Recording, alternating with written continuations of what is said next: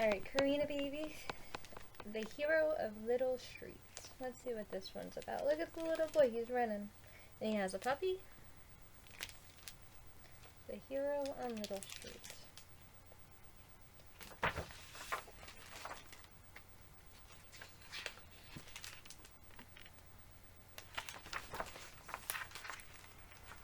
Look at all these people. Maybe this is just a picture book, I don't know. So, looks like all these people are walking. There's the hero. There he goes. What is he doing? He's chasing after the birds. He's looking at the birds fly away. Oh, he got a soccer ball. Soccer ball hit him on the head. Thinking about it. Holding the soccer ball. Oh, he kicked it. Oh, look at that. Someone's running after him. And he's not even looking. He's looking up. Oh, look at the soccer ball landed in the pond. See the soccer ball pop up? And then the people look angry. Oh, they got upset. Now they're chasing the little boy. Oh no. Alright. So he's at the pond. He's hiding. He's running away. He's running away. Oh, there's some nice old ladies. He's at a big tall building. Looks like a courthouse. And he's hiding some more. He's looking around the lady's dress. Look at, they look lost. Oh, look at the baby, drop the baby bear. And now he's standing, he's looking. Oh.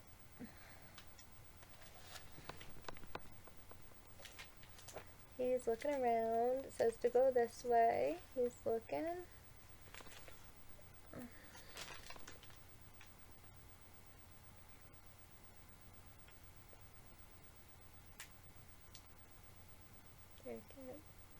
Oh, he's got told to not be hanging on there. He's diving down. He's hiding in things. Oh, he's at a museum, it looks like. Looking around. Oh no, look at that. There's a doggy in the painting, but the doggy looked. Oh, look at the doggy came out of the painting. The doggy's walking around, hiding behind things. Oh, look, now the doggy and him are running away. Oh, he found a piece of paper. Says something. And look at the doggy went into the picture frame, and he's thinking about going too. So he goes into the picture frame. Oh, look at this. The lady's playing a nice piano. And he's in with this lady, talking to this lady. He looks like he has a music sheet in his hand. Oh, she takes the music sheet from him. Remember, you used to play the piano. Oh, look at now he's dancing with the puppy. And now she's clapping. And he's bowing.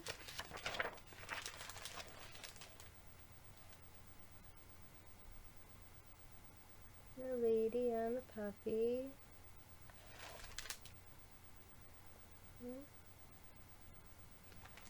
There they are.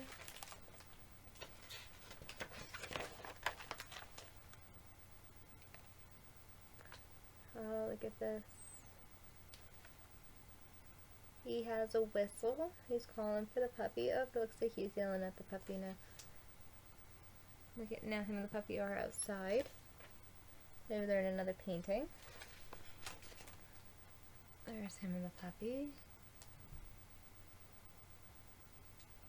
The puppy's running underneath the lady with the dishes. The lady dropped the dishes. Oh, now she's waving her hand at them. Oh my. How is he the hero? Let's find out. There they are, and they're running.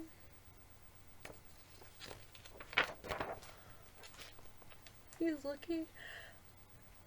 He has his whistle in his pocket. He's gonna call for the puppy again. The puppy didn't show up this time. Where's the puppy? There he is. Now he's looking for the puppy, it looks like. Oh, there's a nice lady. Oh, he's looking underneath her dress, though. That's not so nice. Well, look at, now he's in the alleyway all by himself.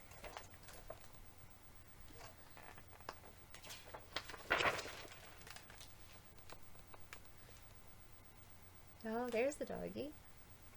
The doggy came back, licked him. No, look, he's happy to see the puppy. Oh, look, there's a key. Oh, the doggy's in the pound. That's why he didn't come. See, there's a key. She's going to sneak off and try to open the doggy's door. And now, look, he saved all the doggies. Oh, the man's upset. See the man? He's upset that all the doggies are set free. Up there's all the doggies running around. Man's upset. He's trying to capture them with a net. Oh, look at him run. Now he's running. He has the puppy. Oh, look at that, the man caught him. Running. Oh, the doggy's gonna save him. The doggy bit the man. All the doggies came by to save the little boy. Look at that. Oh, now the man's running away. So he saved the puppies. Now the puppies are saving him, and the man who is catching the puppies is running away. Now he's in the water. He fell off the bridge. Oh, they ran into the nice lady who plays the piano. And look at, he's gonna leave the library. I wonder if that was all in his imagination or what. Probably was. Oh, there's the little boys who were upset with him in the beginning. And now he has a dog whistle. Oh, there comes all the puppies to rescue him again. There it is. It says, thanks to the boy who recognized my love of Jan Vomer's world, and to the anophelopist who dogs always looked happier than they ever did. Thank you to Judy Webster and Erica Wagner, my guardian angels. Margaret Colony, the voice of the reason of the common sense.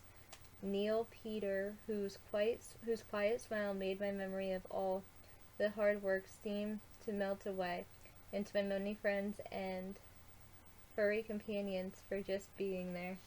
So the person who read the book sounds like had a lot of puppies who were by her side. Alright.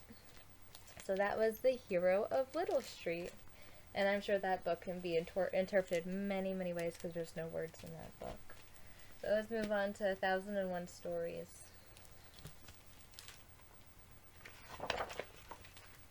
Karina, baby, Mama loves you. You know that? I just love you, and I miss you, and I can't wait to see you. I love, love, love you. Once upon 1001 Stories. Once there was a little girl who was so gentle that everyone liked her, and even the little girl was young and was a big help to her mama. She liked doing chores around the house, and everything her mama asked her to do, she did quickly and with great care. One day, her mother asked her to take some things to her grandmother, who was very sick. Her grandmother lived in a tiny house in the middle of the forest. Be very careful, her mother warned, since this is the first time you're going to your grandmother's house by yourself. You must remember to stay on the path and make sure you do not talk to any strangers. 1. If you would like to find out what happened to the little girl when she was walking by herself through the forest, go to page 4. Okay.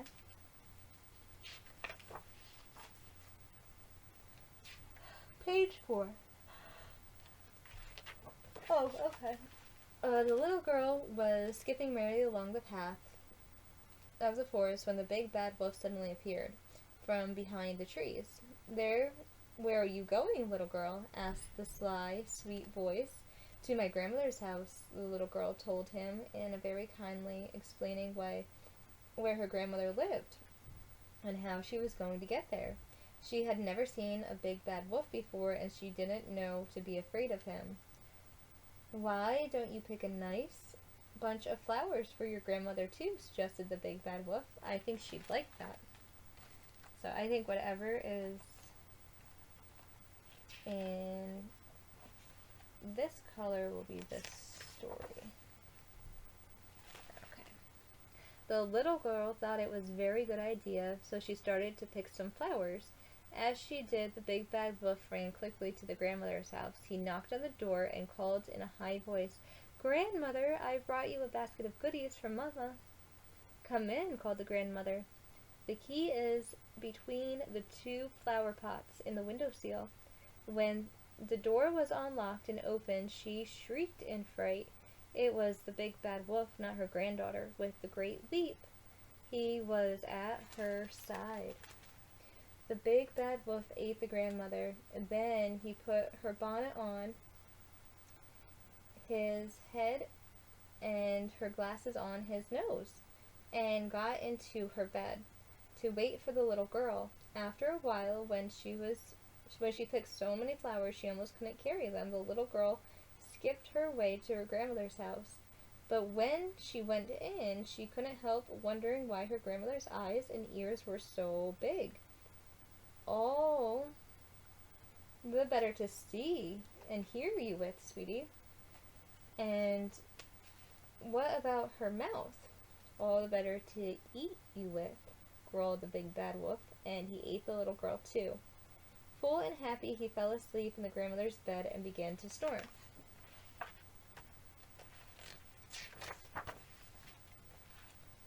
The little boy was wandering aimlessly through the forest and was about to come up to the grandmother's house. He went in to find the big bad wolf snoring heavily at the grandmother's bed. He could hear shouts, "Help!" coming from inside the wolf's stomach. So he quickly found a pair of scissors and he cut the wolf open. And out jumped the grandmother and the little girl. They were very happy to be rescued and hugged the astonished little boy. "You should have stones in the big bad wolf's stomach," suggested the little boy, as the big bad wolf began to mumble in his sleep. "That way he won't be able to eat anyone ever again." The grandmother and the little girl gathered as many stones as they could find as the little boy went off into the forest, whistling happily. The little girl stayed with the dwarves for many years until finally she grew up in the very beautiful, apple? Flower.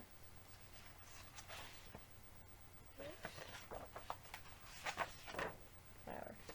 Oh, okay. So, and that is that story. It seems like they always have stones to put with the big bad wolf, huh?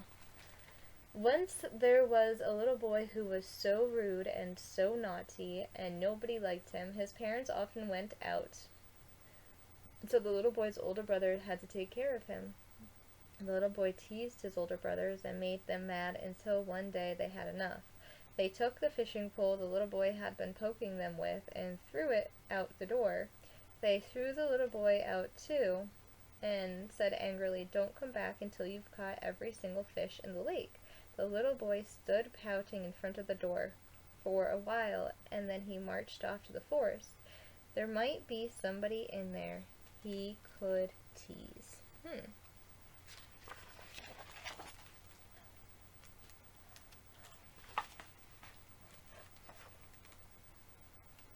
What happened to the little boy? Go to page 13. Okay.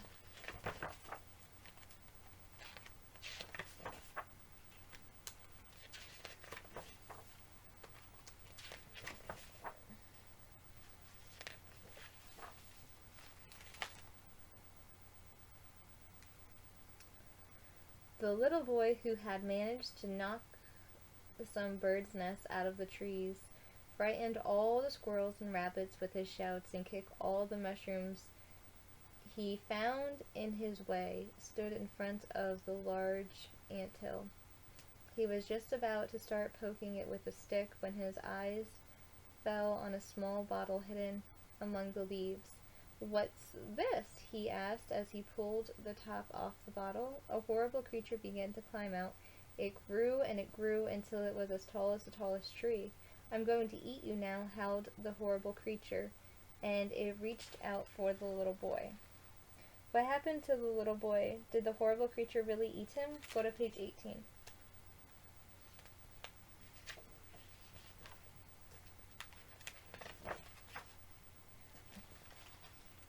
"You're going to eat me," stammered the little boy. "What kind of thank you is that?"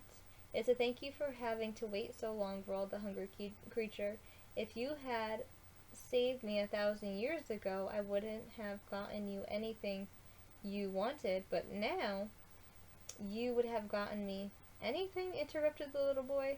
Are you really that powerful? Of course, snorted the horrible creature. I can do anything. I don't believe you, said the little boy. I bet you can't get back into the bottle. Nothing easier, laughed the horrible creature, and squeezed himself back into the bottle. The little boy quickly put the top back on and then threw the bottle into the bushes and carried away. If you would like to know anything else that happened to the little boy in the forest, go to page 12. Are you glad with the story? The horrible creature ended like this. This is the time to close the book and turn to the back cover. This is the Black Hole Swallows stories, and also swallows all the wolves, witches, and horrible creatures in the stories. But if you would like to meet some of them, just turn over to the book and open to the front page. They would be very happy to crawl out of the hole and join you on a reading adventure. Alright, so let's go to the front page, baby. So that was the little girl and the little boy. Let's see what this one is. This one is, the three little bears had taken a walk in the forest. They were glad to be back home, but something wasn't right. They sniffed suspiciously and stood in the middle of their house, their fur on end. Everybody's been eating my porridge, growled the biggest bear in the deepest voice. Someone's been sitting in my chair, complained the medium-sized bear in the medium-sized voice. Someone's been sleeping in my bed, said the littlest bear in the squeakiest voice. And she's still there. The little girl woke up just as the bears were standing over her. She jumped out of the window and ran into the dark forest. Would you like to know where the little girl went when she ran away from the three bears? Go to page 21. Or would you like it better if the little girl was woken up by someone and then the bears? In that case, go to page 20. So there's the three little bears, baby. So 20 or 21. Let's read them both.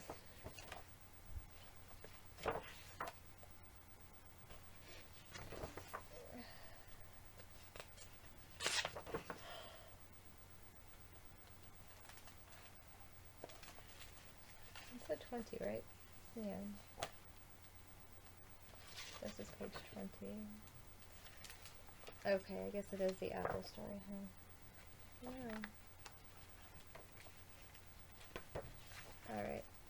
So the little girl who had wandered deep into the forest came to the side of the lake. She bent down to wash her face, and her golden bracelet slid off of her wrist and fell into the water. The little girl started to cry. The ugly frog popped his head out of the water and asked, "Will you give me a kiss if I bring you your bracelet?" The little girl nodded, hoping she could somehow get her bracelet without having to give him a kiss. The ugly frog dove down and soon came back with the bracelet. The little girl quickly put it on and stared horrified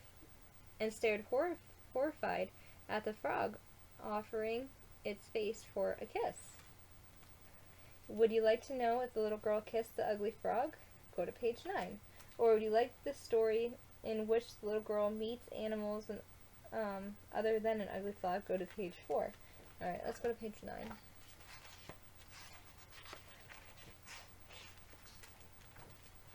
Alright. The little girl just couldn't kiss the ugly frog. Instead, she ran off as fast as her legs could carry her and hid herself in an empty house of the forest. The frog hopped angrily after her. "I want a kiss, not a broken promise," he croaked, standing in front of the door of the house. The frog would not stop croaking, even to sleep, and after 3 days and nights the little girl was very tired and very angry. "Fine, I'll do what I promised, but then you have to disappear. I never want to see you again." She bent down and with her eyes closed kissed the frog. Did the little girl get sick after kissing the frog? Did something bad happen? Go to page 28. Would you like it better if the little girl ran into the forest instead of kissing the ugly frog? Go to page 6. Let's go to page 28.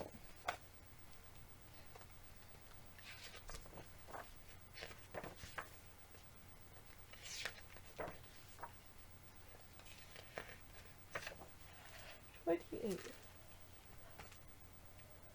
The little girl opened her eyes and gasped. In front of her was a handsome prince, riding on a white horse. They rode off together to the magnificent castle in the land of plenty, where they lived happily ever after. Are you glad that there was a girl who went with the prince? If you had enough, it's time to close the book and turn to the back cover. Are you still not tired of stories? Would you like to read another? Start again on page 19. Let's start again on page 19.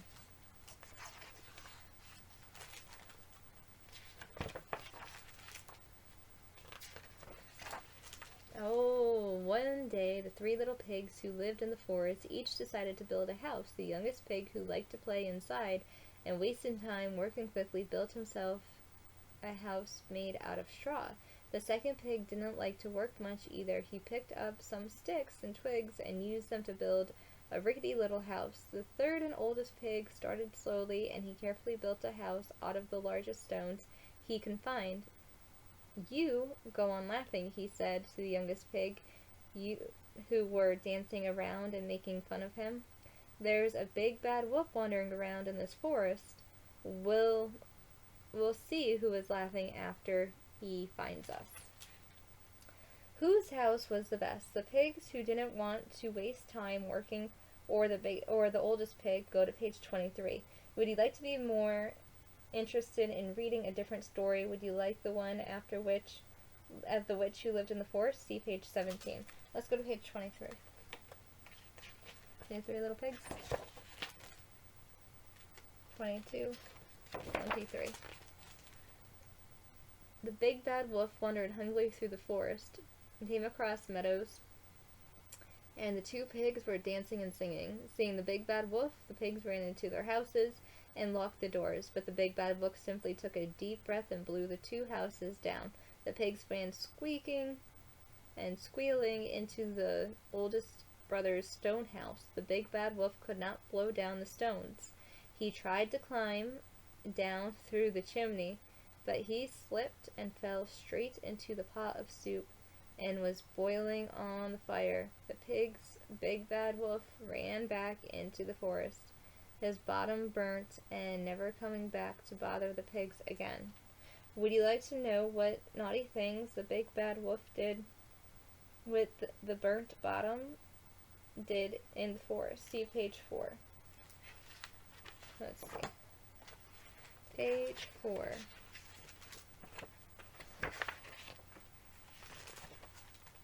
The little girl was skipping merrily along the path to the forest, and the big bad wolf suddenly appeared from behind the tree. Where are you going, little girl? He asked slyly in a sly voice. To my grandmother's house. Alright, we already read this one. But, alright, so she's going to the grandmother's house. Which one didn't we read? We read the fish. We read this page. Alright, baby. Mama loves you, honey. I love you so much. I guess they could be jumbled up into 1,001 different stories, huh? Just know how much I love you and I miss you and I can't wait to see you, and Mama's just sorry, baby. I'm sorry I'm not there reading you books right now. I love you so much. I love you and I miss you. I can't wait to see you, baby. Mama loves you.